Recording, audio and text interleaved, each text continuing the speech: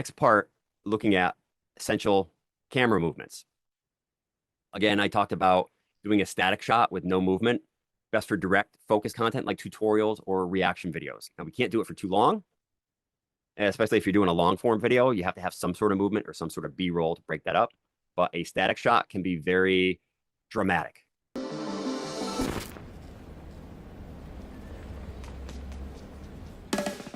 Static shots are commonly captured by locking the camera to a tripod in a fixed position. The result is a shot with zero camera movement. This is great for dialogue. What business is it of yours? Where I'm from? Friendo. Or shots that allow an actor's performance to shine. Funny how? I mean, funny like I'm a clown, I amuse you.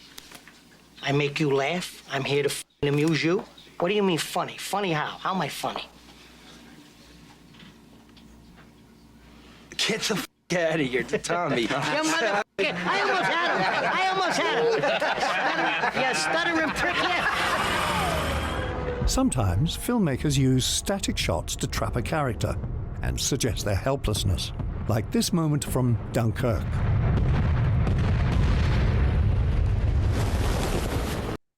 If you look at a lot of movies, there's not a lot of moving going on when there's a dramatic scene going on. It's usually right on somebody. For example, adding a quick head. They have a slight handheld movement.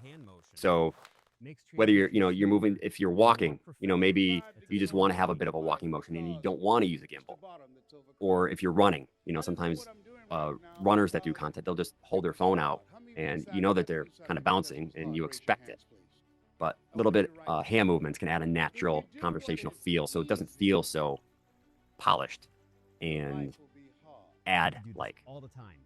So then we have the push in, which is just that subtle zoom in. So there's a push in and a push out, or a pull out. Jump cuts with framing changes. So changing and cutting between slightly different distances adds visual variety. And there's different ways of doing that. I just put it there so you're aware of it. And also quick pans. Pans can be hard to transition because just doing a pan doesn't mean it works. You have to pan to something. So for me, I have the luxury of having two phones, so two cameras. And there's times when I'll look from one camera to the other, but I planned it ahead of time. So I know if I do a pan with this one, that my face is going to be on the other one. So, and again, a bit of a more advanced thing that we can talk a bit more about down the road.